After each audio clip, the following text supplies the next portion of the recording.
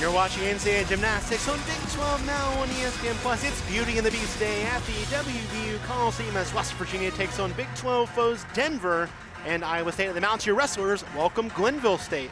Welcome to cover today's pink meet. I'm Michael Minnick alongside Kenwin Millick. Let's start with West Virginia, a team that's eager to feed this good crowd today. Absolutely. West Virginia, when we were talking to Jason earlier this week, he said they had some better energy at the beginning of the meet last weekend. They want to make sure they start with that energy. What a perfect day to do that with the Beauty and the Beast. They got to keep that energy throughout to maximize today. They'll take on two really good programs, top 25 in the nation, Denver and Iowa State. Very, very good programs. You know, Michael, this is a super fun day in the Coliseum today, but as much fun as we're about to have, it's a pivotal halfway point for all three of these teams today. So each of them are looking to build on their NQS with their score today. West Virginia, like we said, after a series of unfortunate injuries for some key athletes, looking to maximize as best they can. Number 24, Iowa State, ready to continue to build a new era of cyclone gymnastics. And number 7, Denver, who have yet to peak per their head coach, Melissa Kutcher-Reinhardt, are looking to post another incredible road score today to maximize their NQS for postseason. That's a scary thing with this Denver team. They're 7th in the nation, and they don't feel like they're quite where they want to be yet. There's still a lot of upside for this Pioneers team. We were talking to head coach Melissa, and she was saying they haven't even really found their lineups yet. They're still maximizing in that capacity. It just shows how adaptable they're being. They have a flexible mindset, and they're gaining their confidence each week, finding the best routines to put forward. Ken, when you mentioned the Mountaineers' injury concerns, Emma Wary is back in 2 events. That will help as she gets back to full fitness. It was a huge loss. Emma was coming off of a little bit of a concussion from a few weeks ago. It's that part in the season where you want to be able to rest some people, but you also have to be ready to go. So I'm glad she's back on a couple events, and hopefully we'll be able to see her back on a few more. West Virginia is also getting a couple more gymnasts closer to competing. They won't be quite ready today, but again, like you said, 7 meets left in the season. They need to start scoring because of the injuries, because of the lineup churn. They haven't been getting the scores they've wanted to get so far. And they have some time to do that. We were talking to Jason about it. He said we don't want them to panic. There's still opportunities to replace every single score they have. Again, you count the best 6 scores. 3 have to be on the road. You drop the highest and lowest score. There's still time to do that for West Virginia. Jason Butt saying, I need this team to step up starting now. Absolutely, and we'll see that starting with Brooke Albin on the vault here right now. It'll be Albin on vault. Mila Brush going first for Denver, and Paige Wills leading off for Iowa State. 3-team format today. You can see each team kind of in each of these boxes. We'll try to follow along with them as they go, but here's Brooke on the vault. And she starts off with a Yurchenko full, gets the stick. That's one of the things that each of these teams talked about for the meet today is you got to get the little deductions out of the way. You got to stick the landings, hit the handstands. You have to be able to execute. Brooke Albin trying to build on back-to-back 9.75, season best of a 9.8 at Kent State, but she's been consistently solid, and that's why she's in that leadoff position, Caitlin. Absolutely. We just saw the leadoff beam routine there for Iowa State. She did have a wobble on that series there. Again, each of these teams want to maximize the execution today, but first event, got to get the jitters out and just start to roll. Hannah William competing for Iowa State. Leadoff spot for Denver on bars. Rosie Casali, who's one of their tremendous gymnasts. We have 6 all-rounders today. Casali's one of them. Casali is such a key athlete for this Denver gymnastics team. She's a senior, like Michael said. She started off this bar lineup. She even added a 4th event today. And as a senior, that's something you want to show your underclassmen is you can continue to build throughout your career. You can see she just posted a 9.85 to start them off on bars. Their second bar routine will come from Callie Rourke. Meanwhile, let's talk about Iowa State a little bit on beam. Brand new head coach said we wanted to start here. The meet that was canceled in Nashville, we were looking forward to that. We're really looking forward to that challenge today because she felt like that's the pivotal event for the Cyclones. Ashley Miles-Greek saying that. She was also saying, they're still trying to find their lineup in that event as well. So able to do that here today in the Coliseum. Well, we talked about West Virginia's energy. It's pretty high right now after that second vault. Again, sticks are contagious. If you know gymnastics, you know that as a viewer, sticks are contagious. You saw Brooke go out there and do that. And then second vaulter up right there did the same exact thing. That's something she's really, really worked on here. You can see a nice Yurchenko full in the air. She kind of flares that out, sees the landing, and does it perfectly, Michael. Sierra Munns getting the job done, and landings is something that Jason Butts has hammered to us, not just this season, but every season, how important those extra tenths, extra quarters are. West Virginia doing that very well with Munns there. Each of these teams can easily pick up, a full point, which is huge in gymnastics if they're able to stick, each of these routines. 6 athletes go, 5 scores count. If you can get those 5/10ths and those dismounts in with a new landing rule showing that control, that's an easy few tenths to pick up there. Action fast and furious. Hannah William opened with a 9.6 on beam for Iowa State. This is Lauren Obrochta competing now. Beautiful series she just did. Really difficult bonus combination. Kylie Rourke with a 9.9, so a 9.85 and a 9.9 to open on bars for Denver. Mounts your third vault. Again, a huge Yurchenko full, a little hop on the landing, but still very, very clean landing. She struggled with that, Kiana, here in the last meet, landing a little bit short. I think she only went 9.6 last meet.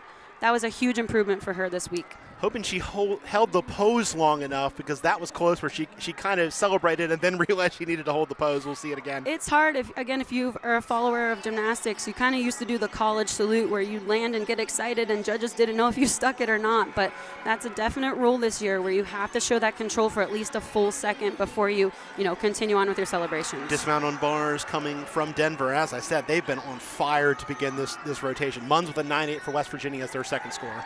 Perfect, you can see for Denver. That's exactly what I was talking about with that held landing there. Showed so much control. That's the execution each of these teams need. Madison Ulrich was the gymnast competing third for Denver. Obrochta's done on beam. We're going to see their freshman phenom next for Iowa State, Noelle Adams on beam.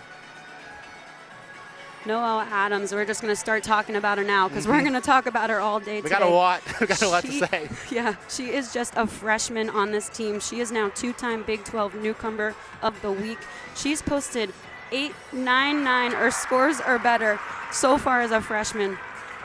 We're going to go on the opposite end. Yes. Abby Pearson, Abby Pearson, a graduate senior here.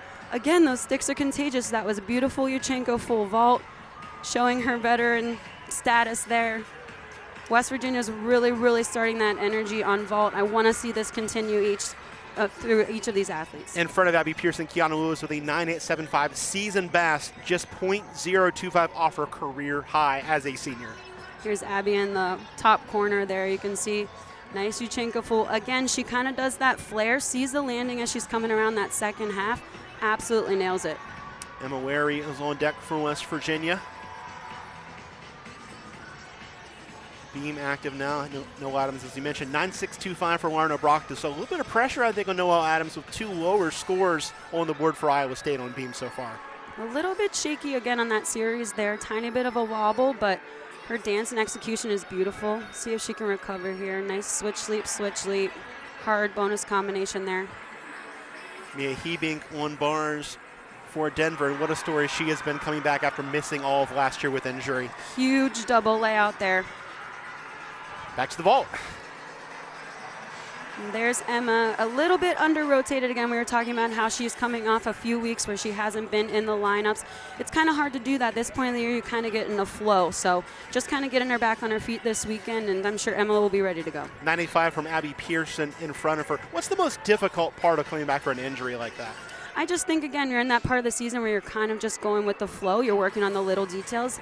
In gymnastics especially, any time off, even if it's a minimal amount of time, you kind of lose that confidence a little bit. It's so important to stay consistent in your training, especially during this part of the season where you're getting a little bit tired, want to be able to kind of continue through, especially with your mindset. Madison Ulrich just threw a 9.975 on bars, her career best. 9.975 is an amazing score. That means one of the judges did give her a perfect 10. Awesome job for the Pioneers over there on bars. Mia Hebing with a 9.9 behind her. And then we'll see Lauren Hutchinson, who's coming off a perfect 10 last week. She is the first gymnast in Denver history to have 3 10s and a 9.975 on the 4th event. Jessica has been an absolute contributor for this Denver team. She has gotten better each and every year. Her gymnastics is to perfection, and it runs in the family. Her mom was actually an Olympic gymnast herself. And you can see it. She's just got those genes. The line on bars, you can see her handstands, her toes are pointed, her hips are flat. And she ends with an incredible stretch double layout. holds that landing more than a full second. Speaking of good genes, we saw Ellen Collins complete the vault for West Virginia. Her mother and father, former mountaineer gymnast and mountaineer wrestler, respectively, were the honorary captains today. Perfect choice for this Beauty and the Beast meet. So cool to see Ellen out here competing. You know, there's something about mountaineer blood. You know, if you have family members or, you know, your parents have gone to West Virginia and you get to come and especially come and compete in the same sport that your mom did, and then, you know, Beauty and the Beast, her dad's involved here today, and, you know, we talked about genes with Jessica. You know, it's just something that's so cool and puts a little bit extra passion in it. West Virginia's done their rotation, a 49.025, a season best for the Mountaineers on vaults. And that's where West Virginia needs to be. They've got to get in those 49 ranges to start seeing those 196s. Again, they have the opportunity to drop the scores they have so far in the rest of the meets moving forward. Meanwhile, a monster score is going to come for Denver on bars. With one gymnast left, they're already comfortably over 49.4. 49.575 for Denver on bars. Just an absolute great start. You know, all these teams have to build from the energy they're creating right now. Right now, their low score is a 9.85. Pretty Not good. too bad.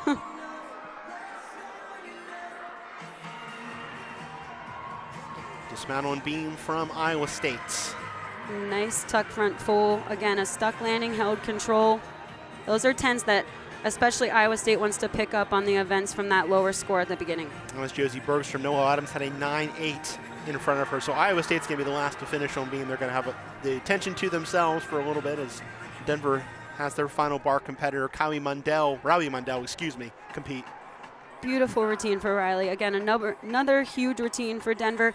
And they already had posted a 5.5 right now. And, you know, Riley's score can absolutely contribute to that. She has been such a, like I said with Jessica, you know, 2 seniors to have on your team right now are 2 you really want to rely on, and Rosie as well. Denver's 4th in the nation on bars. This is their best event, averaging a 49.45. So they've already met that with their anchor having gone winning on that score. And I kind of talked to head coach Melissa about kind of how they got to this point. You know, they were NCAA regional champions last year at Denver. That was really fun to watch. They have 11 returners out of a roster of 15. So they're a very experienced team.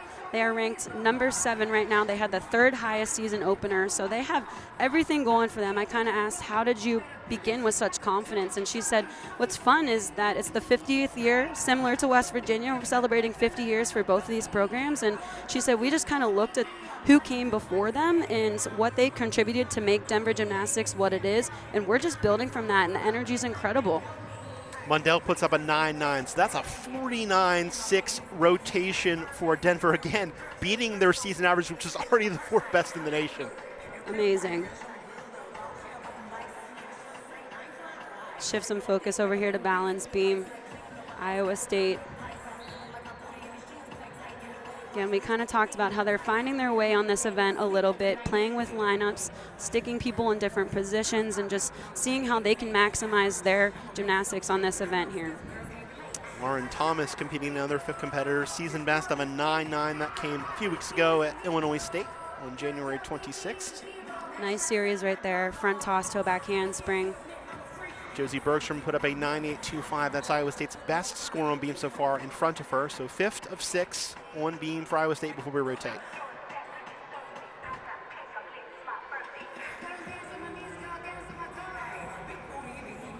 Beautiful style on the balance beam. That's something I always love to talk about. You think that the style comes on floor and you're able to show it off, but you want to show it off on this event as well. All the way through your fingertips, your toe point. 180 split, nice switch leap, straddle quarter there.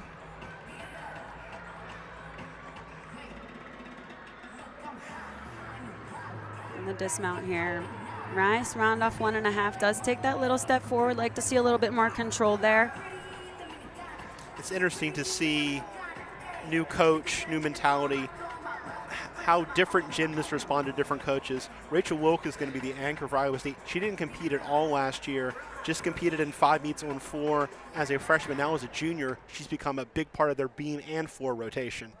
And that's something you want to see in your athletes. Another look at the dismount, round off 1.5. That's what you want to see in your athletes. You know, you kind of figure out what works for them. They've done gymnastics for a very long time. And when you come to college, it's all about finding routines that work for you specifically, kind of finding a coach, even if that you vibe with one coach that has a similar mindset as you. It's all about what works for each athlete to maximize them and then in turn maximizing your team.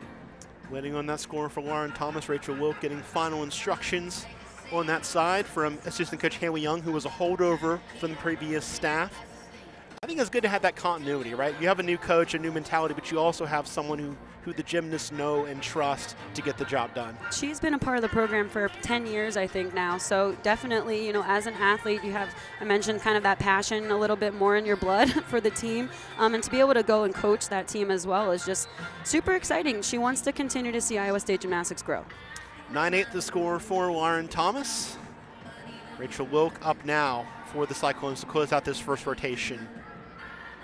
Definitely able to get some 10s here on this routine.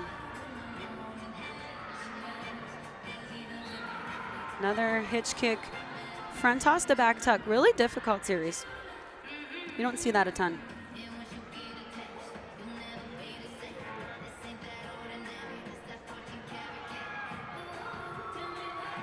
Nice switch side. The key here is for her to just stay in the moment, not get ahead of herself. Career best is a 9.6. I think she's going to beat that if she can dismount well here. Let's see if she can try to get the stick here. Another round off, 1.5. She does take a little hop, but overall beautiful routine. She didn't give a ton away on the beam, so I think she's starting to find her role in that lineup. We talked about feeding off the crowd. I feel like West Virginia especially did, but Denver really came in and had a good road rotation. And then Iowa State bounced back from a slower start to have a strong rotation as well. And that's all you want to see. You know, you each have to go up and do your job. If there's mistakes, you move on from that mistake and you just start with the next athlete to do their job. And I think I think that when you have a pretty set lineup like Denver does, those exhibitions become really important to try and get into that rotation. Absolutely. You know, in my time as a gymnast and coaching a little bit and talking to these coaches, like the 7th and 8th spot is almost the most important spot there because those athletes need to push the top 6 to be a little bit better. And as those positions are growing, you know, those top 6 have got to be on their game. So it's really, really fun to watch these exhibitions. It gets them out. The score itself does not count, but you're able to get in front of a judge in a real environment. There's a lot of crowd here today. This is what postseason is going to be like if they can handle that pressure in front of a big crowd, you know, kind of with a little bit of pressure that it doesn't count, but you kind of get to gain your confidence there. You saw on the score there a 9.75 for Rachel Wilk, so a career high for her by 0.15 to close out the rotation for Iowa State. So everybody across the board putting up good numbers. Iowa State with a 48.8, bending that score. West Virginia in second with a 49.025. Denver with a 49.6 to lead the way through run rotation as we watch the exhibition on beam for the Cyclones. Nice switch, leap, switch, half to a beat jump. A lot of bonus combination there. 48.65 will be the score for Iowa State, updated with that final score through one rotation. Kiana Lewis leading with a 9.875 for West Virginia. Ulrich with a 9.975 on bars for Denver. Josie Bergstrom with the high score for Iowa State on beam with a 9.825. And again, to reiterate, this is not Iowa State's strongest event. They are very strong on vault. They're very strong on the floor exercise. You know, I would say this is probably their weakest event, so they got out of it with a good score, 48.8. They're definitely able to make up some tenths on their stronger events here, and so overall very proud of the Cyclones for the job they did. Yeah, they're right on the money, 30th in the nation with a 48.804, so literally right there to what they've been averaging this year, and that's good to see, especially after a couple weeks where they struggled, a 48.325 at Boise State and a 48.7 against this same Denver team on the road, as well as Southeast Missouri. That's another thing to talk about, Michael, is in gymnastics, there's 15 weeks in the season. You don't want to peak too soon. All of these teams want to be able to, you know, there's a balance of making sure your athletes are able to compete each weekend. It's a lot of pressure. It's a lot on your body. It's a lot on your mind. But you have to be able to peak when you need to, which is the end of the season. So this is kind of that point, you know, we talk about the middle point being really, really important to kind of rest some athletes, find your groove, and then hit the ground running the rest of the way. Yeah, Melissa Kutcher-Reinhardt, with the injury, she's had to shuffle the lineup a little bit, and that might be a blessing in disguise in terms of long-term success for this program. And she said flat out, every meet's important, but we're definitely going to make sure that we rotate people, that we rest people, that we make sure we're ready for the stretch run for Big 12's NCAAs. She really, really talked about resting athletes again. Like I said, it's really hard on your body to do this week in and week out. Some of these teams, I know Denver's competed within a couple days of each other. Some teams do Friday, Sunday meets. That's a lot on your body for a weekend. So being able to rest your athletes, kind of fill in some spots to see how they do in that lineup, and ultimately find the strongest lineup you want for postseason. One rotation in the books here in Morgantown, 3 to go here in a all Big 12 try here at the Coliseum. Stay with us here for more from the Beauty and the Beast meet. Tremendous atmosphere here at the WVU Coliseum for Beauty and the Beast. We finish one rotation here in Morgantown, West Virginia, Denver, and Iowa State. Michael Minnick alongside Kalen Millick. West Virginia will head to the bars now. Beam for Denver and floor for Iowa State. Super excited about the gymnastics we've seen so far in this first rotation. I think West Virginia started exactly with the energy that Jason wanted to see from them. Denver obviously continuing to build their success on their bar rotation. And then Iowa State, like I said, starting on their weakest event, I would say, headed to floor, and I think they're going to gain some tenths here. I think this is the trouble rotation for West Virginia, though. They've had some falls, had some struggles on bars. Talking about the key injuries we were talking about for West Virginia, last year they lost 2 key athletes on bars, specifically with Anna and Brooke, that were huge contributors on that event last year. And Anna actually got to warm up today. She's starting to come back, but again, it's one of those things you don't want to push. She did get hurt on her dismount last year at Big 12, so making sure her mindset's there so she's really ready to go, but we did get to see her in warm-ups today. Yeah, she's kind of doing things in halves right now in the gym where she's doing the full routine and then working on dismounts separately into the foam pit. And I think that's important as an athlete. You want to start to contribute, even if you might not fully contribute this year. There's something about getting out in the Coliseum, kind of gaining your confidence back again, and then that sets you up for a good, into the summer portion, and then getting ready to go in the fall.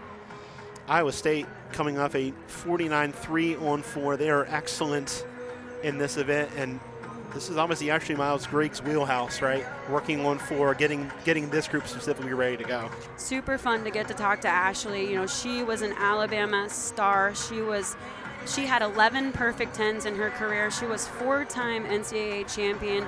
She was a 2006 Honda Award winner, which is essentially the Heisman of gymnastics. So she's definitely an experienced coach that brings a lot of experience and excitement to this Iowa State team. Shared the national title in this event in 2004, won the vault in 03, 04, and 06.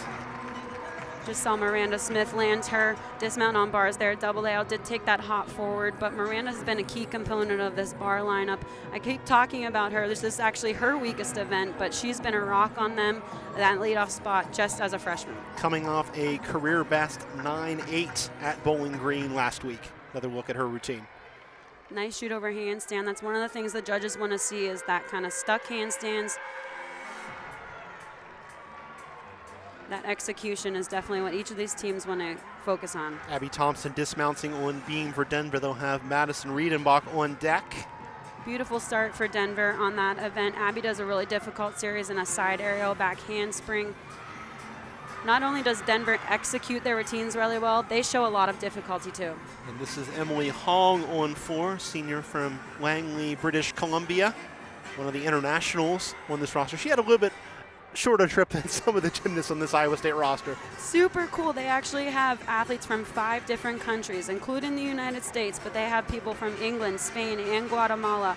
I asked Ashley kind of what that culture brings to the team. She said it's super fun. They learn from each other. They're really cohesive, and that's really cool to see when you have some different cultures thrown in the mix.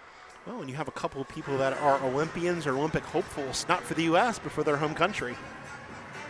That's been really fun to watch in the NCAA. You see a lot of athletes on these NCAA teams that are, gearing up for the Olympics in different countries, not necessarily just the U.S., like the big-time names with Suni Lee, Jordan Childs, who are deferring to focus on the Olympics. But some of these other NCAA gymnasts are gearing up to contribute for other countries. It's really cool. Miranda Smith had a 9.7 in front of Amber Lowe, who's on bars right now for the Mountaineers. Nice routine going for Amber here. You could see she stuck that handstand. Nice pack salto. See if she can get this stick. Nice blind full on top. Double tuck dismount, and she nails it, holds it. Amber is such a big contributor as a freshman. That was something we got to talk to Jason about is, with all these injuries, they've had to really rely on their freshman class, which is hard to do. College gymnastics is a bit different than, club gymnastics is, and they've had to really rely on them to fill some spots for routines, but I think that just builds their confidence and gives them really, really good experience to go through, their next 4 years. 9.75 in all three of her events or better for the first time last week for Amber Lowe. Meanwhile, Denver having to regroup a little bit on beam right now. Really uncharacteristic for them. You can see she started her series and kind of jumped off to the side. Series is one of the special requirements you have to have in your routine, so you can see her kind of starting that again here. Beautiful handspring layout step out. Again, very uncharacteristic for Denver. Madison Reidenbach competing for the first time. She's done 3 exhibitions, so we talked about the lineup changes. That's something you're going to get sometimes if you give somebody their first opportunity. The nerves are going to kind of overtake the training.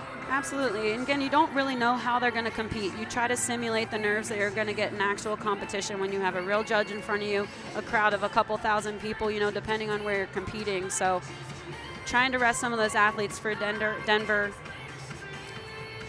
and kind of seeing who can fill those lineups here in the middle of the season. Career best for Amber Lowe on bars, 9.875. Beautiful job for Amber. We were just talking about how she was getting over that 9.75 mark. Really, really cool to see her get over that 9.8 mark, almost to the 9.9. Well, and I think that's the selling point for West Virginia right now, right? Yes, our freshmen are really starting to come together. We'll see Journey Lane here shortly. And we're getting Anna Lee back, and we're getting Emma Ware healthy. They're even though it's been a rough year, they're kind of finding their lineup at the right time. Well, again, like I mentioned earlier, Jason didn't want to see them just give up. Regardless of their ranking right now, regardless of the possibility of postseason or not, there's always still time to start. And he just wants to see that fire keep going and them not lose too much hope. And we'll take a great dismount from Abby Pearson on bars as well. A little bit of a muscly routine for Abby. With that being said, she's a strong athlete. She's a power kid, so she's not the most natural bar swinger. So not the best routine I've ever seen Abby do, but again, trying to fill those lineup spots and rely on a fifth year, she'll be able to pull it together in the next 2 events. Journey Lane, Brooke Albin, and Jada McDonald will be the final 3 on bars for West Virginia. Abby Thompson leading off with a 9.725 on beam for Denver. They'll send Momoko Iwai up next. Hong has finished on 4 for Iowa State. Their second competitor, Ella Shell, waiting her turn.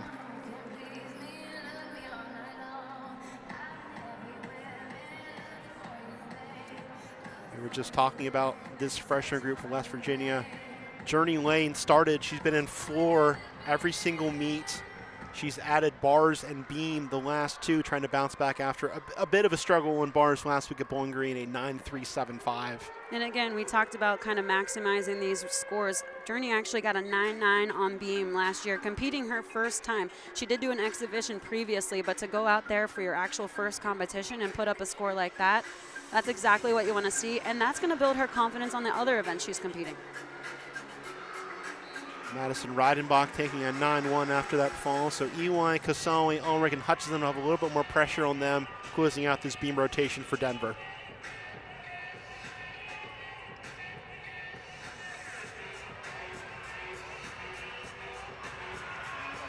Again, I mentioned Denver's difficulty on the balance beam. They're not afraid to go big, and I really like that about that team. It was a beautiful series. Handspring layout, step out, layout, step out. Yeah, they're 7th in the nation on this event as well. And again, doing that with shuffled lineups, different people in there, different spots in the rotation too, different spots in the order changes things as well. It does. You kind of get comfortable in those positions. Typically a team likes to start with the same athlete, but that's something Denver has also done is they've actually started each event with different athletes, trying to play with who's consistent and who's going to start the event and build scores from them. So that's really cool to see the shuffle, and like I talked to Melissa about, it just shows their flexible mindset and their confidence and honestly how they rely on one another. They started the year with Iwai in the leadoff spot, then put Thompson in there, and Iwai went to the 2nd spot. Today she's in the 3rd spot. They're really trying to find kind of where she can build scores the best particularly. Absolutely, and it's all about your mindset. really shouldn't matter where you go in the lineup. You have to be able to do your job, but you do kind of get comfortable in specific spots with your routines and your rituals. But this Denver gymnastics team is showing that they can put them wherever and they'll get the job done. 9-4-5 the score for Abby Pearson. So that's one Western would like to get rid of if they can as Journey Lane ascends. Journey's doing a different routine there. Higgins to Jaeger. Cast handstand a little bit short. I actually think she's supposed to connect that to the shoot over itself, but felt a little off, so didn't want to take the risk of maybe having a bigger mess up there. Huge stretch double layout. I feel like she probably could have stuck the landing if she focused a little bit harder there, but not a bad routine. Big smile from her coach, Jason Butts. He was pleased with that adjustment, I think, as well. Not just the routine, but how she was able to kind of adjust on the fly. And you kind of have to do that sometimes. Not everything's always going to be perfect, especially on balance beam, on bars. If you're a little bit off in these combinations, you might want to take an extra swing or not really get the bonus or the connection you meant to do. But if you play it off well, the judges don't know your routines, so that's really important. EY with a 9.875. She was the co-Big 12 champion on this event 2 years ago. So again, what you're going to get from her. You can put her in any spot and she's going to produce. So you're trying to find what not just works for her, but works for everybody else around her. Absolutely. Another huge series. Another layout, step out there.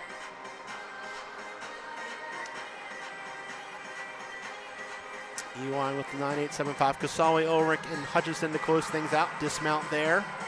Nice cartwheel to a gainer full. Does pike down a little bit at the end. I'd like to see her hips a little bit flatter. She takes a little hop backwards, but again, a little bit more nerves when you have to follow up with somebody that falls before you, but Denver looks really focused and they're picking it up. Long discussion on floor on scoring, so we've still only seen one score officially announced, the 9-7 for Hong. Brooke Albin on deck for West Virginia. Jaden McDonald in the hole to close out this second rotation. This is something Jason talked about when there are, started off an event like vault, everyone did really well. They posted a good score. They can't get too caught up in that. He wants to see, even when there are mistakes, the energy keep going. I'd like to see West Virginia over there a little bit more excited, between each of these routines. So we'll see how Brooke gets the job done. Yeah, last week they came out on fire on the beam. Team was really fired up, but then the air just kind of came out of the balloon as the meeting went on. 9-4-7-5 the score for Journey Lane. So West Virginia's struggles on the bars continue with 2 athletes to go. They still have an opportunity to drop one of those scores. Unfortunately, they will have to count one of those 9-4s. But, Brooke has gone 9-8 plus on this event. Jaden has a beautiful bar routine that can have the potential to go 9-8 as well. So these girls just really have to focus in on what they're used to doing and just get the job done. Brooke Albin up now. Nice strong cast to handstand. Ginger there. I mentioned this a lot about Brooke on this event. She swings bars very aggressively. You can see that nice stuck handstand there. She's got to just refocus to get this dismount here. Nice double layout there. Does take a tiny hop backwards, but does hold the landing. Overall, I think that was a great routine to pick up the 2 before her. Casali with a 9.775 on beam. This is Ulrich up right now. Hutchinson on deck. Nice opening pass for Iowa State. Front through to double tuck there. Super fun floor routine. This is Madeline Matternack, sophomore from Wisconsin.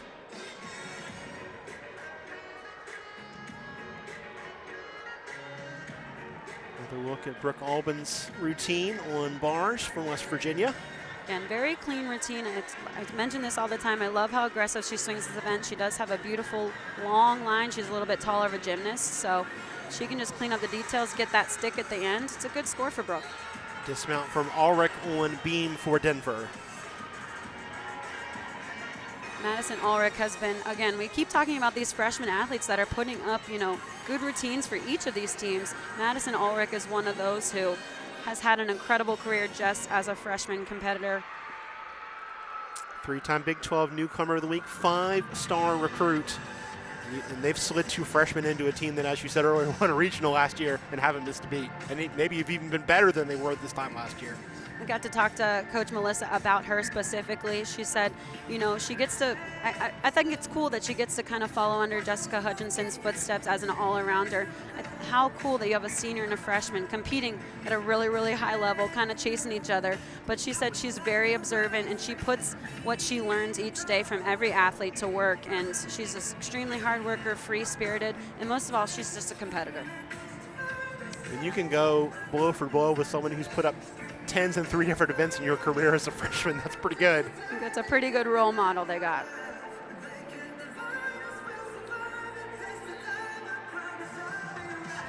Waiting scores on all 3 apparatuses right now. Wrestling the only thing going right now on the mats here at the Coliseum. Mountaineers leading that match 15-3. So Glenville State has picked up a win. I always love having Beauty and the Beast meets. I think wrestling and gymnastics are such like-minded sports in the mentality of the sport. We always get a huge crowd because I think, you know, fans of each of these sports kind of know what each of them take. You're kind of out there one-on-one by yourself, and you know that can be really nerve-wracking, but I love when we have these events because we bring in a big crowd. It's a lot of fun. 9.725 for Brooke Albert. And also I think the marketing department has done a great job here. You combining with the Fan Fest that happened here at 1 o'clock, athletes from Garrett Green to track to all sports really represented here, getting a chance to showcase their sports as well. Very cool. We got a good routine going here for Jaden on bars. Again, another. She got to pick up the dismount there. Almost gets the stick.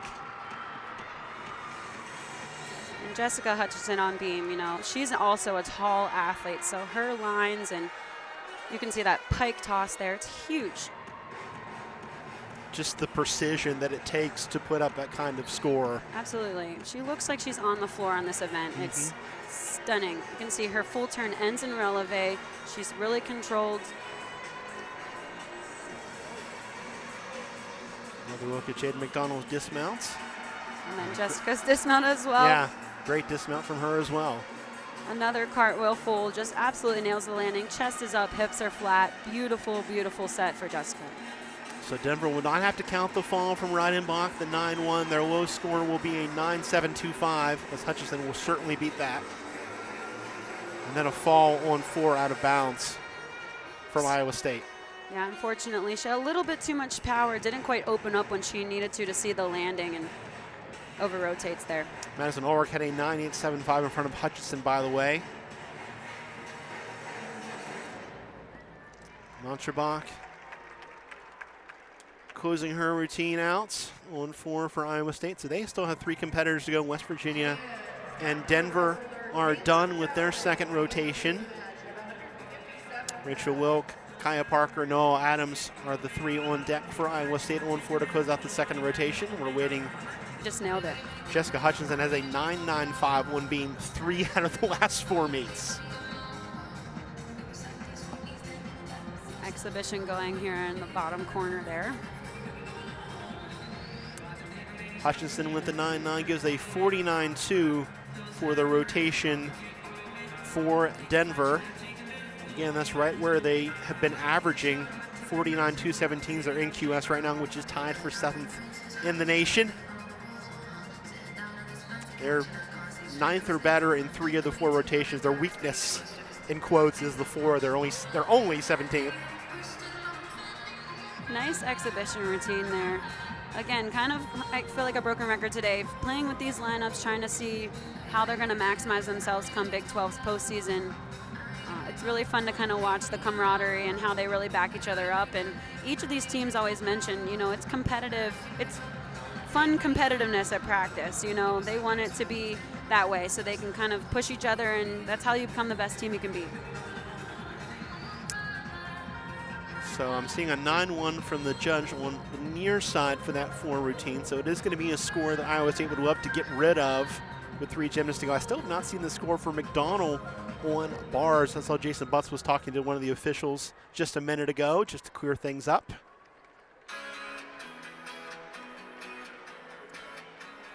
.905 the score for Iowa State on 4 being issued to Matternack.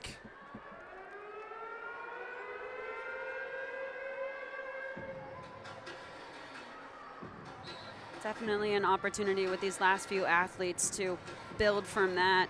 You know, I mentioned how strong of a team Iowa State is on floor and always has been, so they just need to focus in here and see what they can pull out.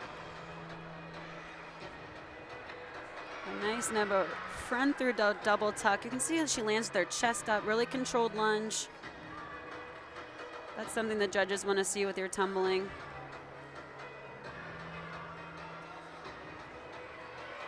They also really focus on that right there, jump combinations. They want to see that 180 split. Even going into the leap, they want to see you on high releve, toes pointed.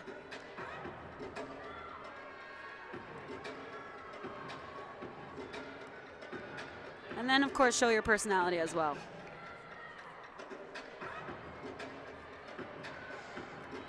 Something we heard a lot from Coach Ashley Miles-Grigg was just mentality and toughness and believing that you can win, that you can get the scores that are out there for you, that you can get your start value score by having a great routine. Yeah, absolutely. And we got to talk to her kind of like what she wanted to bring to this team as a first-year head coach. She got to compete under Sarah Patterson, who is historically one of the best coaches in college gymnastics. And I got to ask her, like, what did you want to bring from your experience there? And she just said, I know what it takes to be a college athlete.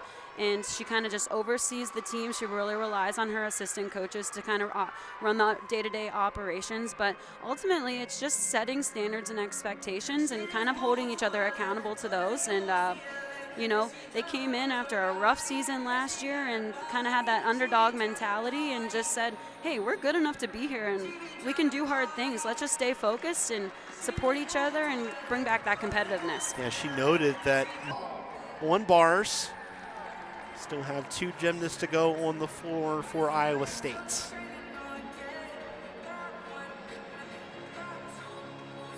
So you see there, Denver already with a 98.8 through 2 rotations, trending towards another 198 potentially, which is the score they put up 2 weeks ago. They just fell short of that last week at home against Iowa State.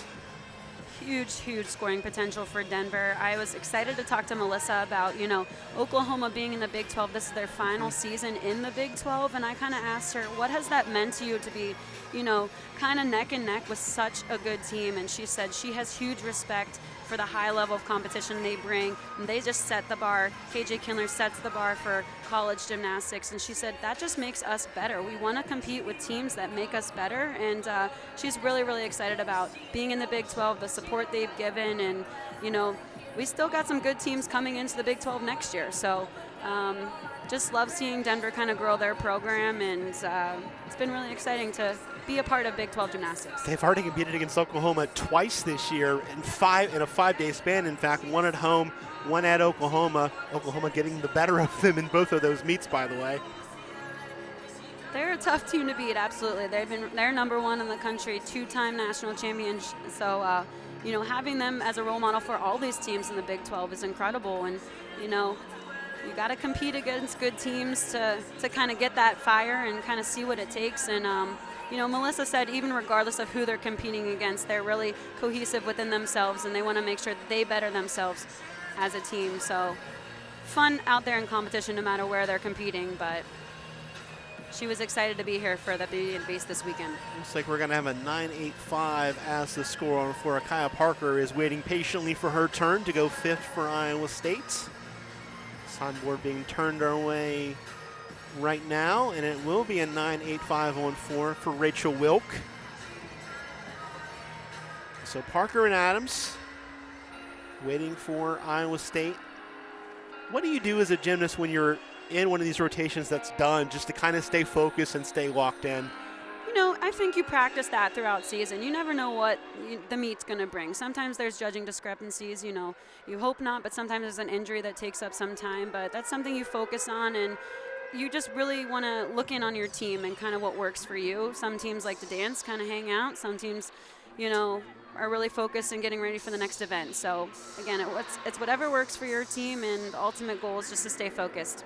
We're in the era of the 5th-year senior. How much does it help to have someone that has gone through this a lot? We were talking about that earlier, yeah. Michael. I just think it's so cool that these 5th years, you know, have such good experience. You can see that beautiful front layout Rudy They're just, what these fifth years had to go through COVID, and kind of we talked about the consistency and the importance of consistency in gymnastics, and they had not that at all through COVID. They didn't know what to expect. So when your mindset's kind of all over the place of, what's going on, what's going to come next, that's really tough. So for them to persevere and, want to come back for their fifth season, I think that they're set really, really good examples for the underclassmen of, hey guys, we can do hard things. So let's get out there, have some fun, and do it. Ties in as well to what we were talking about with Denver about Mia Hebing missing all of last year, and just the appreciation that you get to do this again.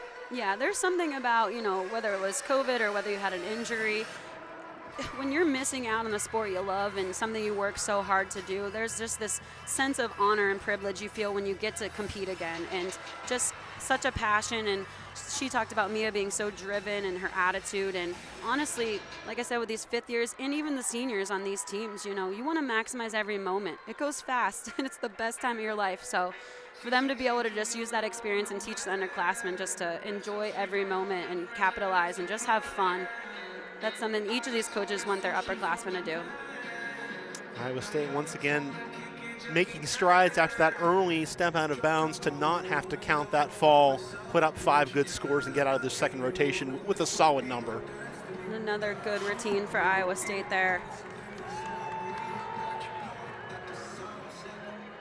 Huddle there on 4 exercise by the Cyclones getting ready here, and cheers for the wrestlers as well as West Virginia gets another win on the mats.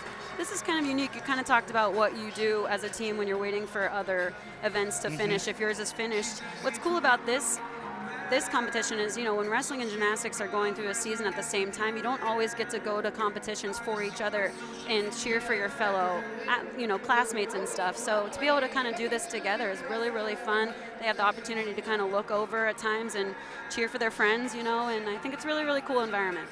So they did not post a score for Iowa State, so that actually was the end of the rotation for them. We're still waiting on 2 of those 6 scores, but they are done here. So we're halfway done here at the Coliseum. We'll rotate one more time. West Virginia will head to the beam. We'll see Denver on 4, and Iowa State will vault when we return here on Big 12 Now on ESPN+.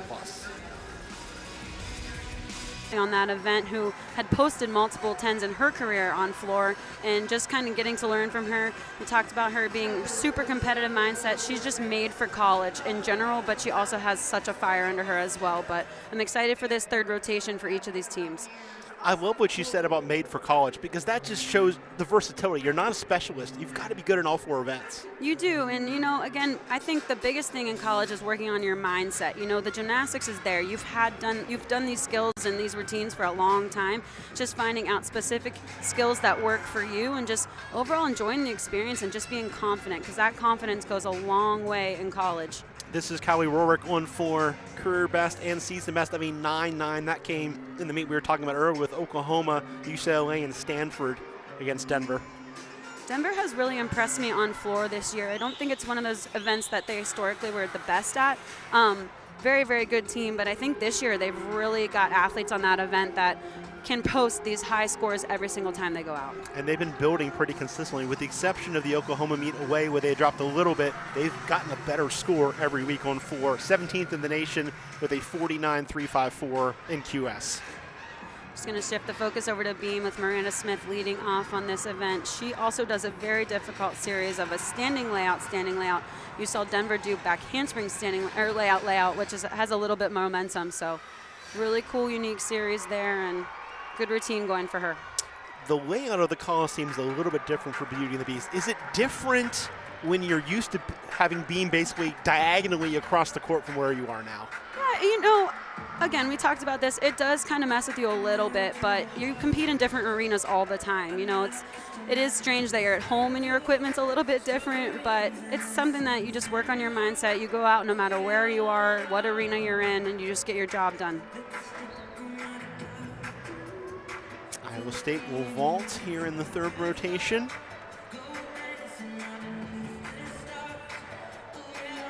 see Miranda's dismount again, around off 1.5. Does take a really, really clean hop, but shows that control.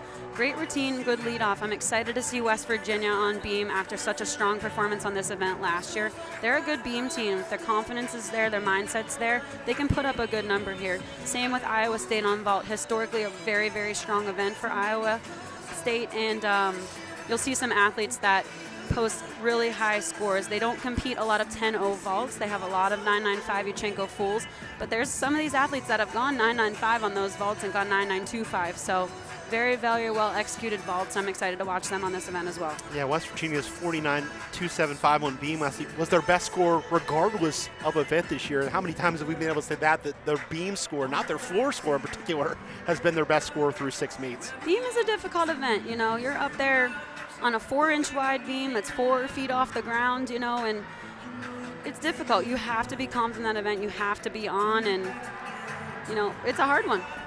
You're talking about Iowa State's precision in the vaults. A good one right there to start things off. Very nice Yurchenko full. Super clean in the air and tiny, tiny hop, but overall very well executed.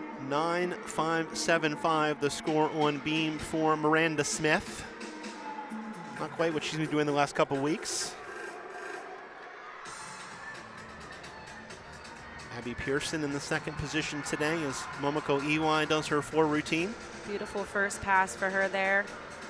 Abby a little off on that front tuck, standing front tuck, very difficult. She's gonna have to regroup here into a different series, back handspring, huge layout. Another difficult series, so something that I mentioned earlier is kind of thinking on your feet a little bit when you have a little bit of a mistake.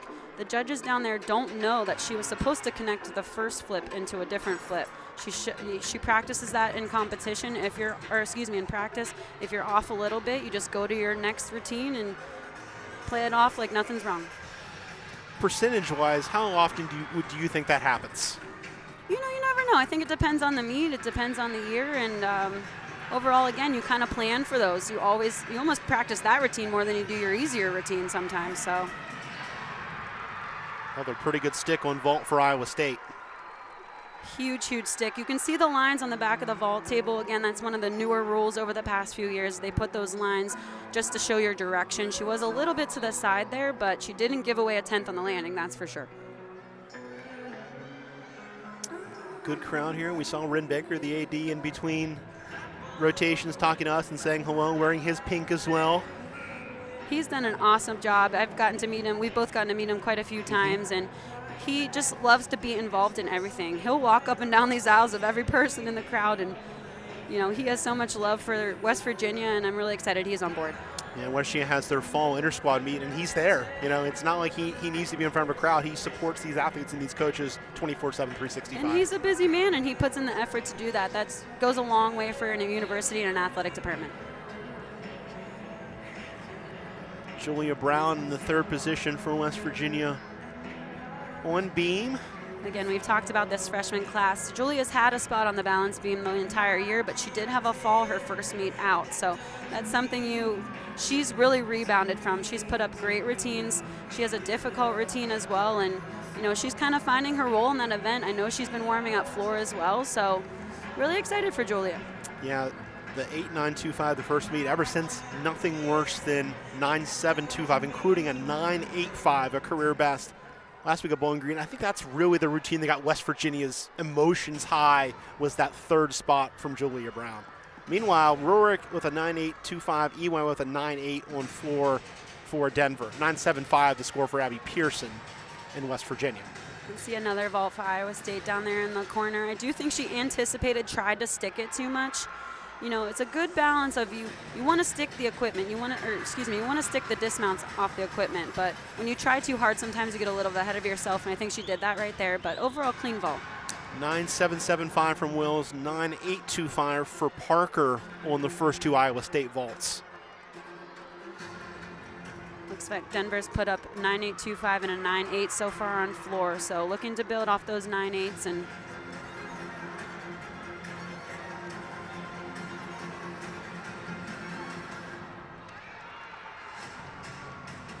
nice double tuck, lands with her chest up. And a nice dismount from Julia. off the balance beam. One of my favorite dismounts, round off double full. She does it so well. A lot of times you might see athletes cross their legs, take a hop backwards. It's a difficult dismount. She's able to stick that every time. It's really impressive. We've talked throughout with Jason Butts and his willingness and desire to see better dismounts. How much does it affect kind of the evaluation of the routine in general when you finish strong in the judges' eyes? That's something we talked a lot about, Jason, with is, they started on balance beam last weekend, and they had so much energy. He was like, I think somebody forgot something in their routine, and they still had a great score, I think the energy of just your overall meet influences the judges sometimes. You got to make sure you're having fun, and they'll have fun too, and I think that's when you maximize your gymnastics the best, is when you're just out there, the energy's good, you're having a good time, and the judges love that. 9-8 for Brown. Beautiful job on balance beam. Again, the lower corner on the Iowa State vault, another stuck vault there. You can see what I'm talking about with them over there. They have consistently been good at this event, and it shows in the little details. Not putting up the 10-0 vaults that some of these teams are doing, but they are maximizing those 9.95 ones. Lewis, Lane, and Lowe, the L's, to close things off on beam for West Virginia. Kiana Lewis up right now. She is approaching 1,000 career points. She should get it on 4 in Mountaineers' 4th rotation. We had touched on having, that we've talked about these seniors adding events throughout their career. Kiana's one that's added beam this year, and it just shows her dedication and how much she wants to contribute. And again, we've lost some of these key routines. I know even just from the class last year, who made 4 of these 6 routines on balance beam, to step in that role as a senior is very commendable, and I'm really excited for her. Had a 9.85 last time out at Bowling Green, did Kiana Lewis. I mentioned Jessica Hutchinson on beam. She's a taller athlete. Kiana's a taller athlete as well, like Jessica. So gymnastics looks a little bigger when you're a little taller on the equipment. So it's really fun to watch them. Able to save that pass. Meanwhile, Riedenbach had a 9.825 on 4 for Denver. Another strong vault from Iowa State as well. Bergstrom had a 9.825 in their 4th spot to tie for the lead. That was Hong. William will close things off on vault for Iowa State here in just a minute. And that was their lone Yuchenko 1.5, that 10-0 vault there. So very well. Again, I keep talking about their execution on that event. Really impressed, but there's that 10-0 vault that we like to see. And Hong's kind of the measuring stick for them. If she nails that vault, they're going to put a very good score. If she doesn't, it's okay. They can drop it, but then you're looking at those 9.9s having to carry things. Absolutely. Rizzi Casali on 4 for Denver, Madison Ulrich, and Jessica Hutchinson. What a trio to close with on 4 for Denver. Super fun. I think we're going to see a good score for Hong in that 5th position for Iowa State to elevate things a little bit. But it's been a clean rotation for everybody so far. Beautiful tumbling pass over there.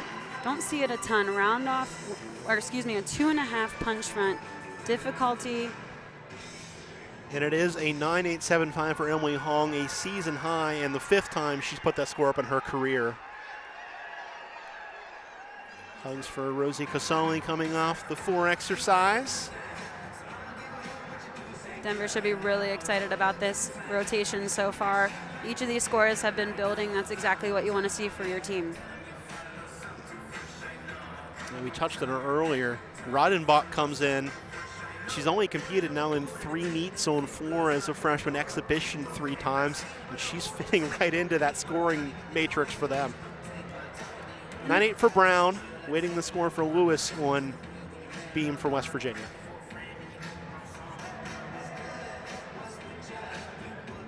Instructions for Journey Lane, from the newest addition to this West Virginia coaching staff, Jessica Yanzon. It's been really fun to see how Jessica's role has developed for West Virginia. All of these teams have added a 4th coach this year, which brings a different dynamic when you're used to kind of working with 3 coaches, But overall, I think everyone's had a really positive reaction to it this year, and it's really exciting to have, more people in your corner and more perspectives to kind of figure out what works best for your team. And I think bigger picture too, and you can certainly speak to this, it's aspirational for the gymnast too to say, okay, there are more opportunities for me to coach after I finish competing. Absolutely. That's a really good point, Michael. It's really fun. We talked about Haley on the Iowa State staff being a part of the Iowa State program. We're going to be able to see more of these athletes. You know, Ashley Miles-Grigg, who really wasn't involved in gymnastics after her career, is coming back around. It's really, really hard to lose the love for your sport, but especially as a gymnast, it's something you start when you're 2 years old. So to be able to see more opportunities for these girls to be involved in whatever capacity is really fun.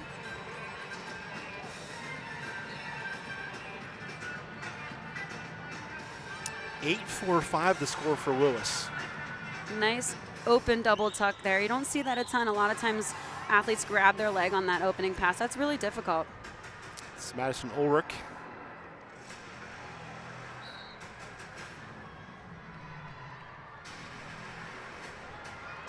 See Journey on beam again after that score from Kiana. I believe she did not have the requirement she needed. That's what happened with that score. So again, another important role for a freshman to step in and kind of get the job done. So nice. I was going to ask you because I didn't see a fall there. I was wondering what the score issue was. Similar to Abby on the routine I mentioned earlier, she was supposed to do a front toss to back handspring. I don't think Kiana quite got that in either of her attempts on the front toss. So when you're missing those requirements, your start value, unfortunately, is going to be lower. As you said, you have two freshmen having to kind of bail things out, but 1-for-1, Journey Lane dismounting.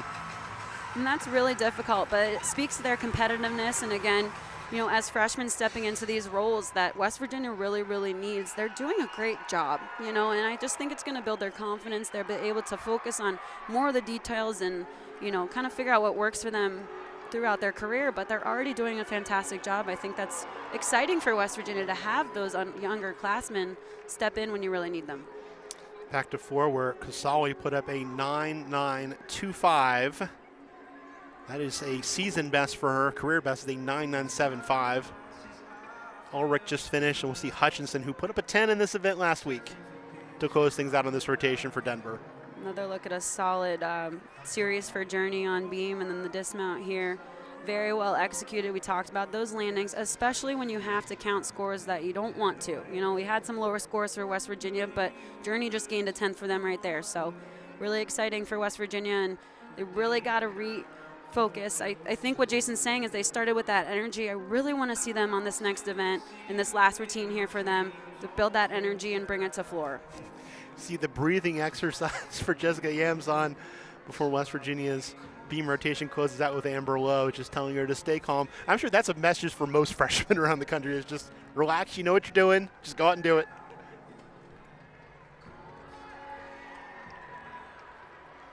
Look at the 4 as well. Jessica Hutchinson after the 9.9 for Ulrich, ready to put on a show.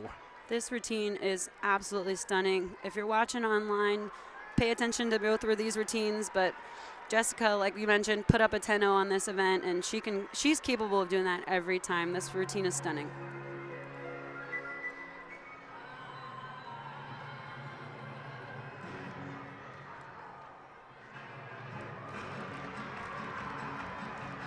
Let's see, opening pass here. Front handspring, front double full.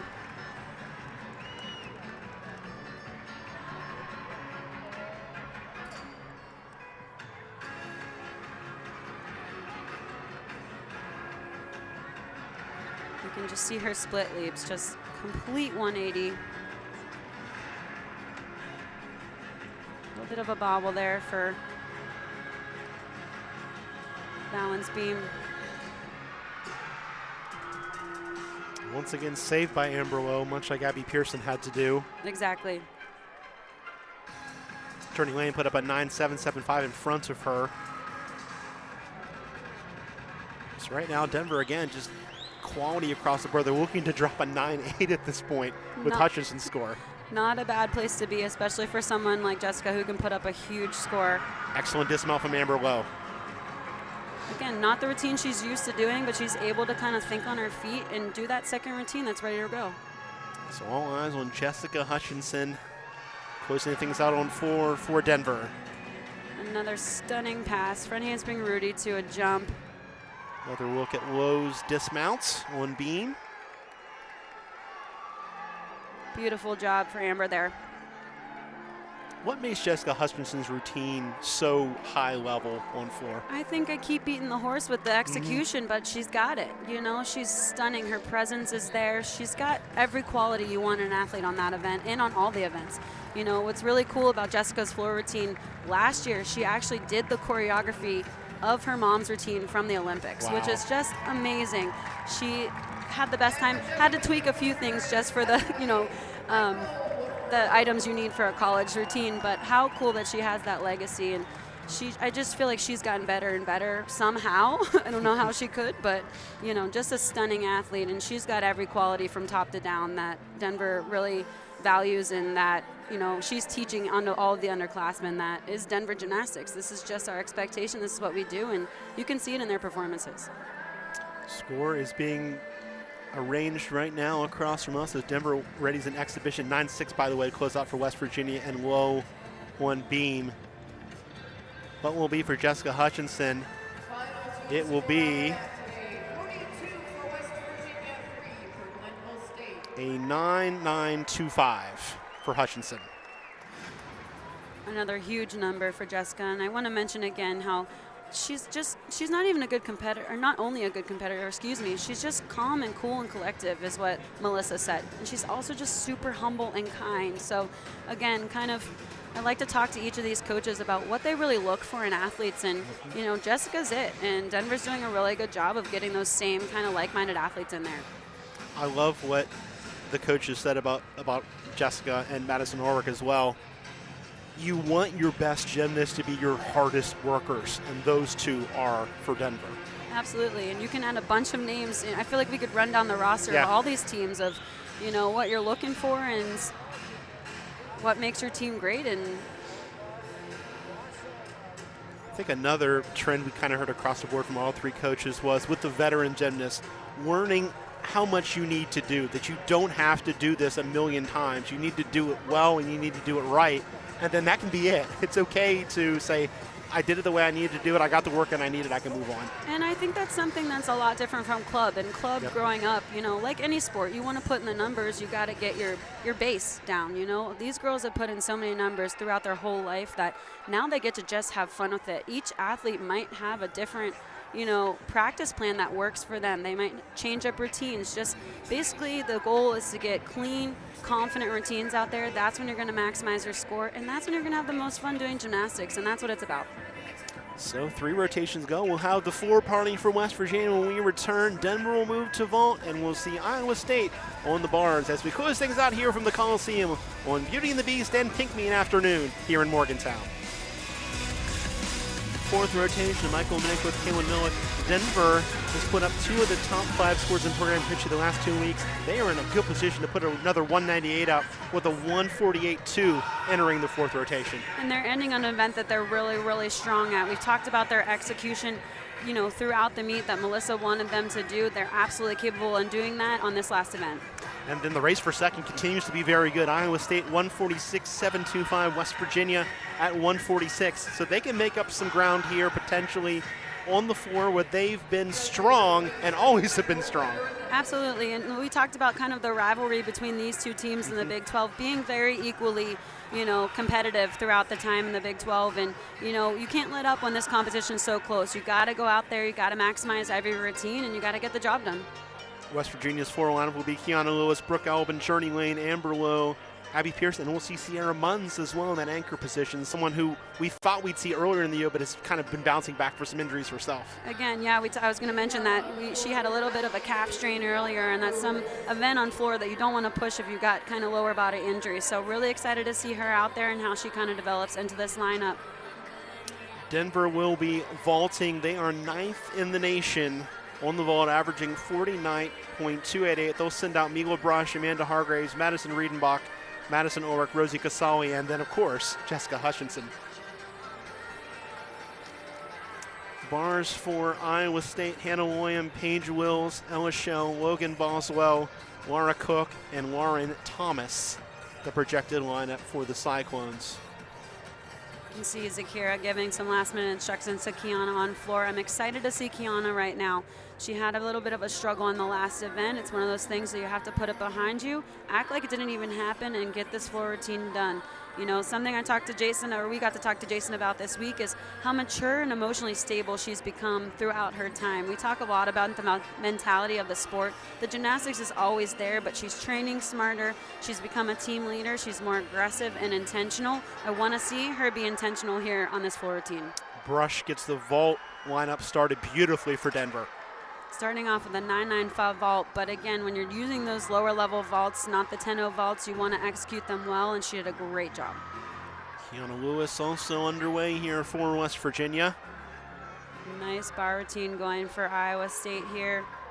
Impressed with how she held that. She was a little bit far away on that pack salto there, and she was patient to be able to get that pirouette on top and see if she can get this dismount. Hannah Williams has been excellent for them. 2 9.875s this year, career best of a 9.9. That came 2 years ago.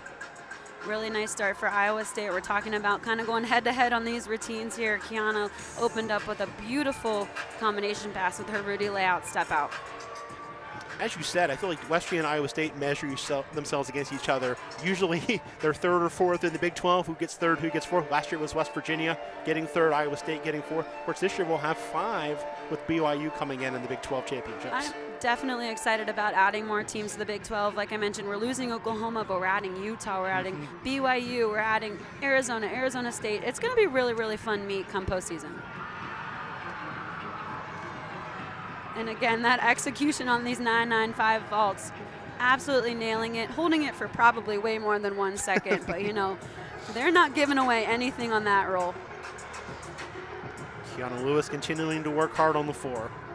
Last pass for Kiana here. Pops that lunge. Nice, nice, clean routine for Kiana. She needed that. You know, there's something about kind of letting go of what you did ahead of you, whether it's good or bad, being where your feet are and just getting the job done. And beautiful start for West Virginia. And that will get her over 1,000 career points at West Virginia. Super exciting. You know, you work so hard and then you don't even realize the accomplishments you're making along the way. Sometimes as gymnasts or as athletes in general, you focus on the negatives almost too much. You know, we're a perfectionist sport. We focus too much on the details and, you know, when you feel like you're not there. But when you look back at what you've done and to see those milestones hit by each of these athletes, it's super, super cool. And getting to 1,000 as a senior in this group is tougher because her freshman year was shorter because of the COVID restrictions. Basically, it was an all Big 12 schedule plus Pitt came down to West Virginia. That's a really, really good point. You know, we mentioned kind of that, like, unsureness of what was going to happen during COVID. Kiana was a part of that, and, you know, she's obviously done really well since. Another great vault from Iowa State. Another nice 995 Yurchenko full.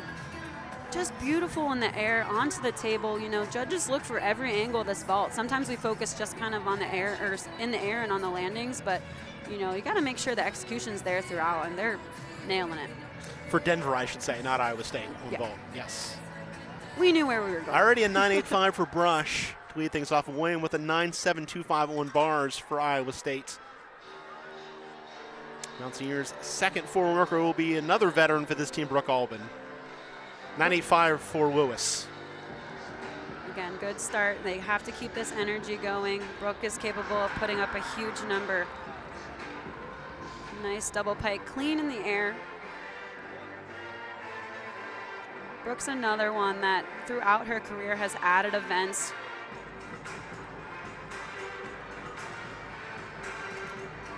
She went over 600 career points earlier today, Brooke Albin, in just her third year as a Mountaineer, so trending towards being the next 1,000-point scorer for West Virginia. And Brooke, I think I talked about this last time we were here in the Coliseum.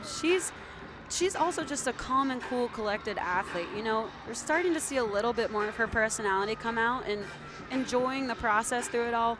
She actually added beam last weekend, competed all around for the first time, and I know I got to see her mom's posts and her posts, and she was like, I never thought I would touch that event as a college athlete. She was like, I didn't like this event growing up, and to see her kind of do that and add that as a junior, you know, puts a little bit of fire on you. You're like, I can do this. So really, really fun to watch Brooke.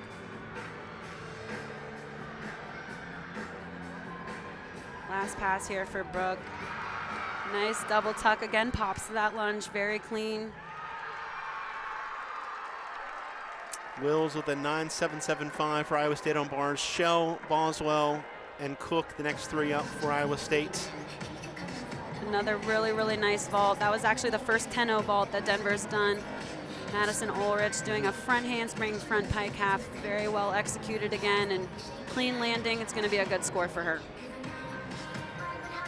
All three of these teams saving their best for last.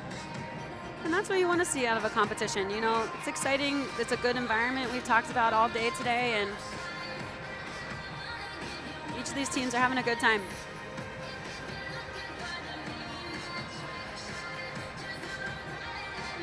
Kira Muhammad giving instructions as we take another look at Brooke Albin's routine. Well, she's got the headgear on. Gonna get headed down for County Lewis. Look at Sakira Muhammad there, someone who knows a thing or two about this event. She's definitely one to look up to on this event. You know, an All-American, just super knowledgeable, super passionate about the sport of gymnastics. It's really fun to see her out there kind of developing her role as a assistant head coach now. Ella Shell with the 9.675 up third. This is Logan Boswell, the fourth competitor on bars for Iowa State. Really, really nice routine going, super well executed. Ulrich with a 9.8 in the fourth spot on vault for Denver, and a strong dismount for Iowa State as Denver takes the vault as well. Another 10-0 vault there. Chenko 1.5, a little bit under rotated, but still very, very well executed throughout the vault. It's difficult when you're doing those vaults with a 1.5 blind landing. Any vault you're ending lurking away from the table. You're not really seeing the landing like some of the fools are, or the peg front half where you're kind of landing forward. So you kind of have to balance about going too hard, taking a step forward, and also not going hard enough and taking that step backwards. So Journey Lane's been looking for consistency on this event. She's got a 9.925. She followed that with a 9.75 and then a 9.8. She wants to kind of be on that higher end, obviously, but I think if she could stabilize like a 9.85 or a 9.875 for the next couple weeks, they'd be very happy with that. And again, college gymnastics is different from club in the fact that you're competing every single weekend. In club, you might compete 5 meets from December to May. So very, very different level of gymnastics and competitiveness. And it's hard to kind of train your body to do this week in and week out. And I think as she kind of learns that going into her sophomore year, she's doing an incredible job already. I think come next year and the years down the road, this routine's going to put up big numbers for West Virginia. 9.875 for Boswell on vaults, despite the little step. And then, like you said, a little bit of a step on that one, but a good vault. Otherwise, Kasali had a 9.85 in front of her as well. Nice big vault from Jessica. Like I mentioned earlier, she's a taller athlete for a gymnast, and so the vault's going to be there. It's going to be big, but a little bit of an anticipation for that landing a little bit. Didn't get quite the pop she needed off the table, but talk about just an all-around athlete. We mentioned this a couple seconds ago with just competing week in and week out. To do that as an all-arounder is tough. To do that as an all-arounder consistently throughout your career into your senior year, really tough. So very impressed with her as an athlete and just this Denver team as well.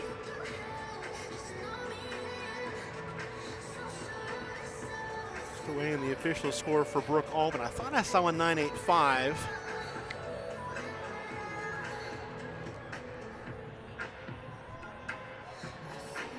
Denver is completed with the 9.775 from Hutchinson. So their meet is complete.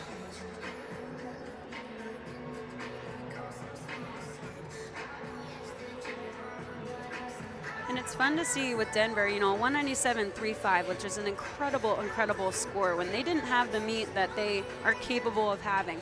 I think, like we talked about with head coach Melissa, is they haven't peaked yet, she said, and they're still putting up these numbers. You know, when it's important to peak at the end of the season with Big 12s and into regionals, you know, they know what it's like to compete at a high level.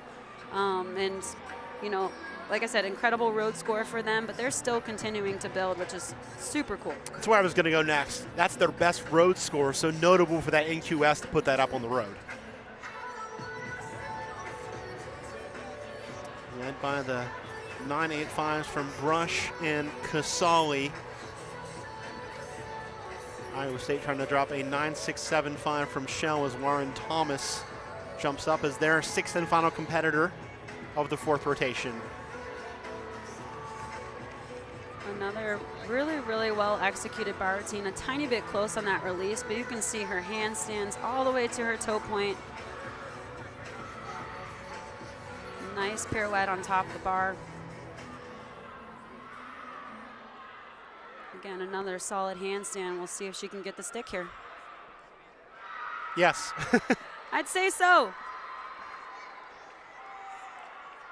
So Iowa State, again, they're going to come in and put up a nice road score, as well as Journey Lane and Brooke Albin both put up 9.825s for West Virginia, and that is a career best for Brooke Albin on 4.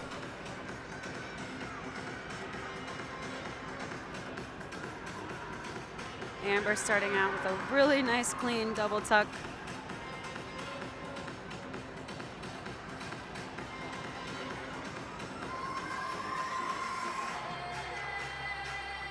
And really well executed splits there. You can see the team behind them. Everyone's rocking their pink for our pink meet.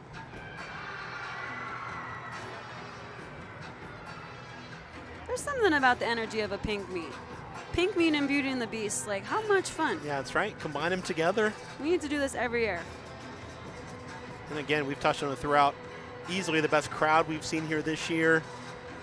A lot of people coming out to support the wrestling and gymnastics programs today in Morgantown. 9.85 the score for Warren Thomas, so a 195.675 is the road score for Iowa State. Amber's last pass here. Nice double pike. We've gotten the opportunity to watch her compete throughout her season. Has she gotten a 9.8 yet on this event?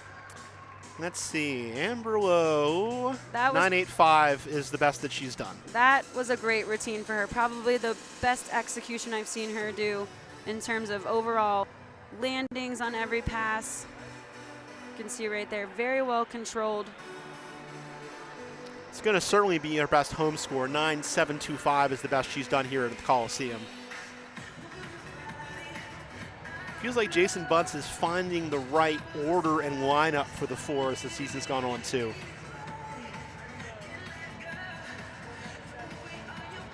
Abby Pearson getting instructions from Zakira Muhammad, then we'll see Sierra Munns bring it home here in Morgantown on a great afternoon of gymnastics and wrestling here. West Virginia will head on the road for the next 2 meets. We'll see the other Big 12 school they haven't seen yet. They'll go to Oklahoma for next Friday, and then home for a couple days. Double weekend at Penn State. Back here on March 3rd for Towson, Western Michigan, and Pitt. Home a week later against Rutgers, and then they'll close it out at Minnesota before heading to Big 12s. Abby Pearson. We talk about how important it is to score build here for Abby. Hard to believe she's only got 3 of these left at home. Oh, stop it. I can't talk about that. Very nice double layout. And again, she's, like we talk about, coming up with a plan and routines that work for you. Abby used to compete a 3-pass routine. She's doing a 2-pass routine now.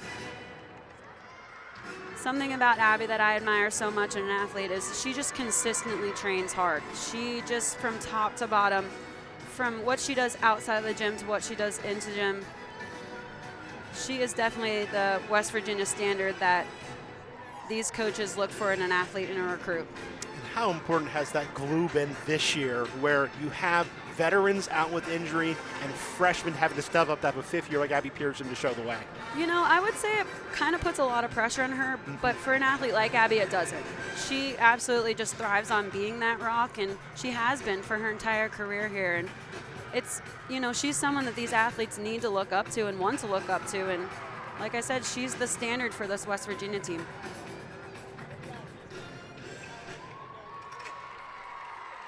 Abby Pearson finishing up for West Virginia.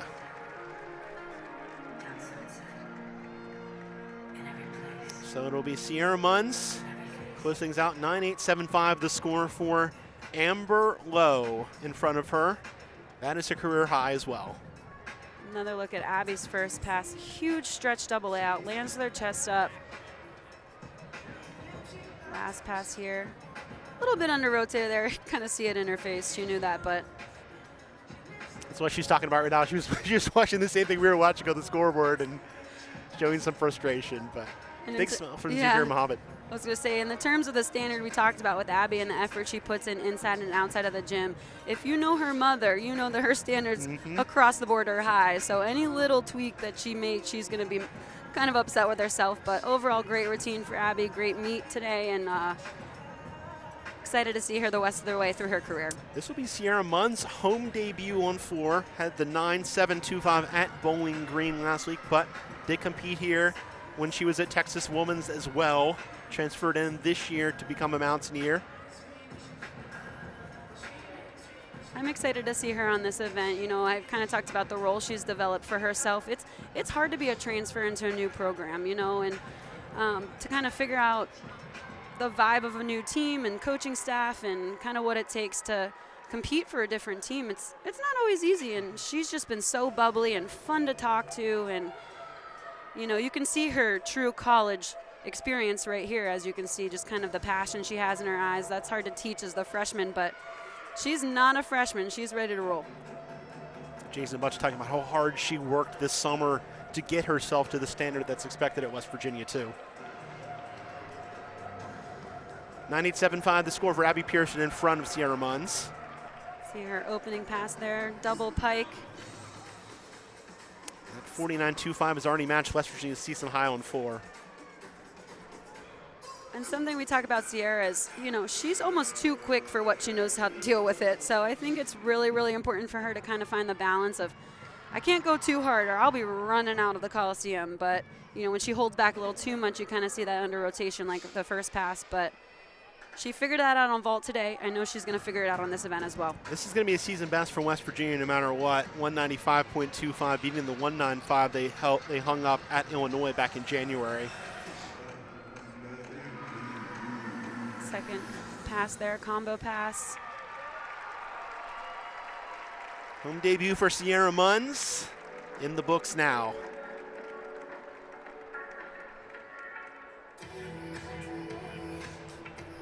I want to kind of circle back on the keys that all three of these programs had as we take another look at Sierra Munn's pass. Very nice front layout, front full there. Denver's goal is see if we can change up the lineup, have individuals step up and be confident. They check that box, right? I think we did well there. They did well there, for sure.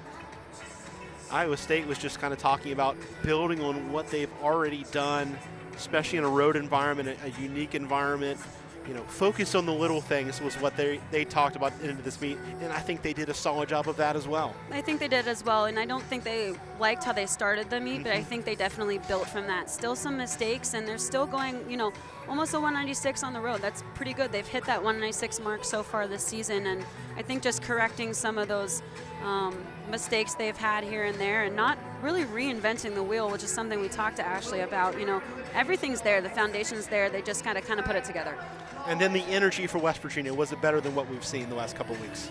You know what? I think it started really well. I think we kind of lost it a little bit with some of the mistakes they made in the middle, but they definitely brought it back. I think that's definitely improvement. It's something Jason wants to see the energy kind of keep out throughout. But overall, this floor rotation, wow. Very, very nice job for the Mountaineers. This is going to be pretty special. Beauty and the Beast Day. Ellen Collins has the final event, has the final exhibition of the day. And how cool that her mom got to compete right here in this Coliseum. Like, something so, so special, and both of her parents get to be here today, honoring them both in this way. It's really fun to see Ellen get to go out there and compete today. Her dad is West Virginia's first wrestling national champion.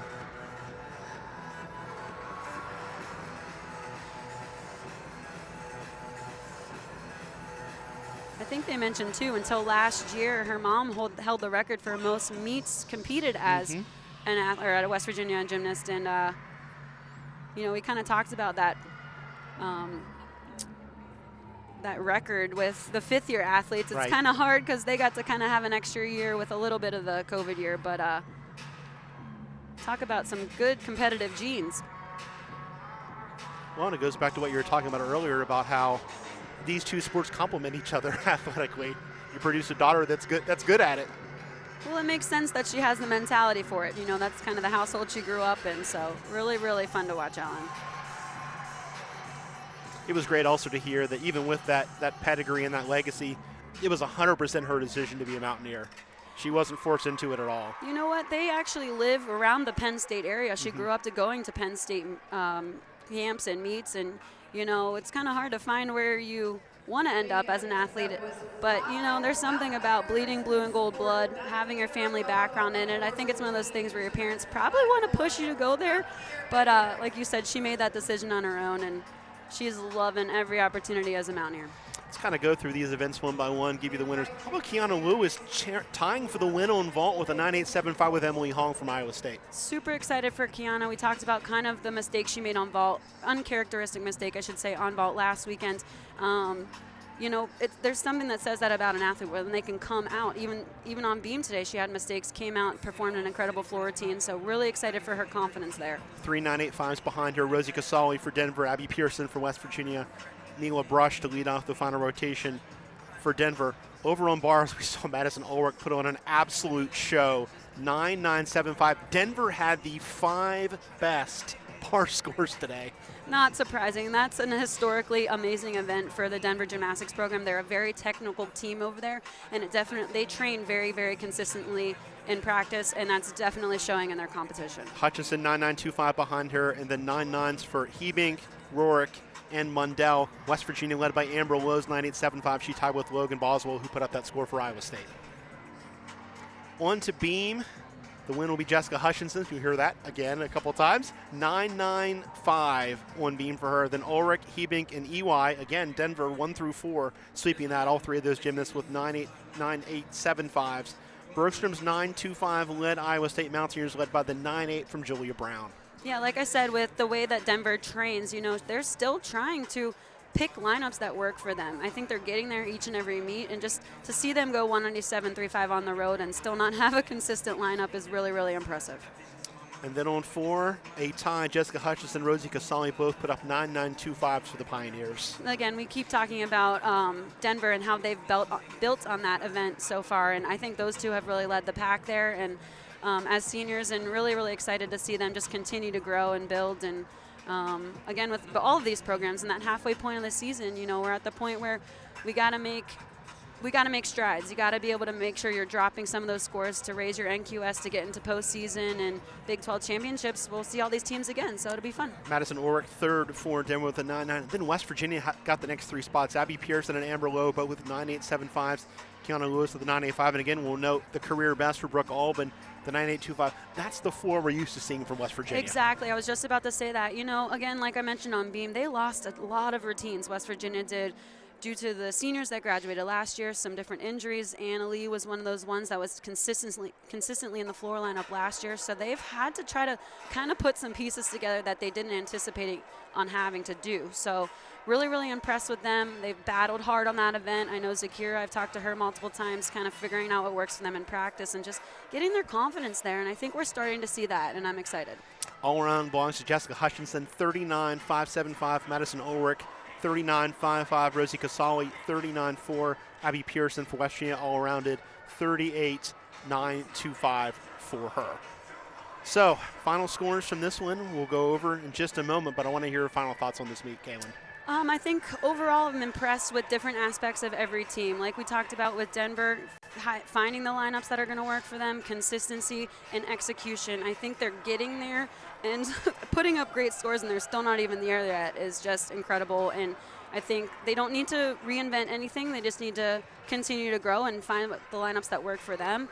As for Iowa State, I think, you know, they're still putting up great numbers. Again, kind of similar at this middle part of the season where they're trying to figure out what works for them, still making some mistakes here and there, but they're not the same mistakes. So that's a positive. We're fixing some things kind of throughout the middle of the season, and I think if they continue to do that, they're going to continue to build. Great thoughts as always from my fantastic analyst, Kaylin Millick. I'm Michael Minnick saying so long from the WVU Coliseum.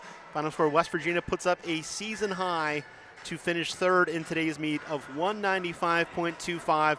Strong road scores as well. Iowa State in second with a 195.675, and Denver with their best road score of the year to add to a couple 198s and near 198s, a 197.35 to take the meet for the Pioneers.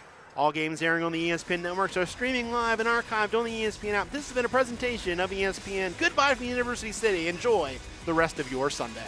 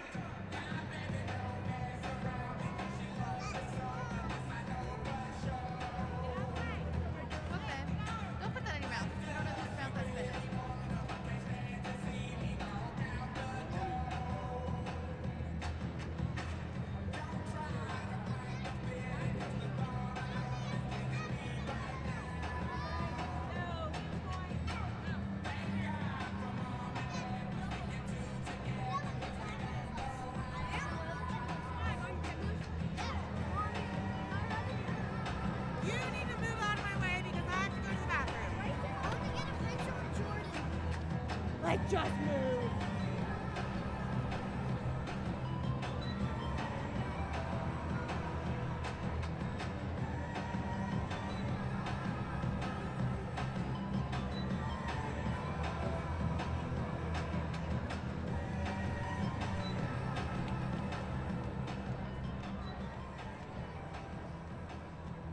Fans, it's time to announce the individual event winners. In a two-way tie for first on vault with a score of 97.5 from Iowa State, Emily Hall. And from West Virginia, Kiana Lewis.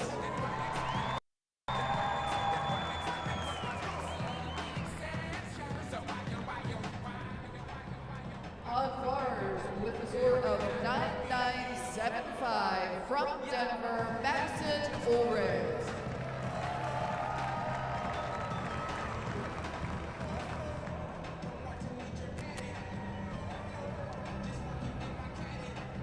On the beam in first place with a score of 995 from Denver, Jessica Hutchinson.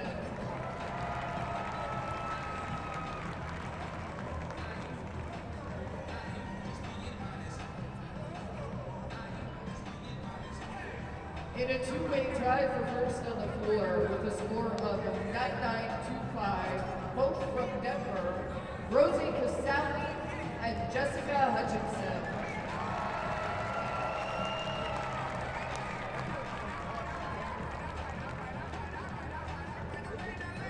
In first place in the all-around with a score of 39.575 from Denver, Jessica Hutchinson.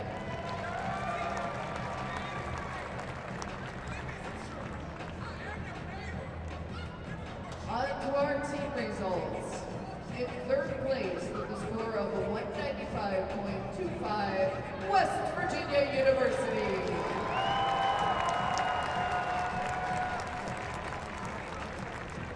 In second place with a score of 195.675, Iowa State University. And in first place with a score of 197.35, Denver University.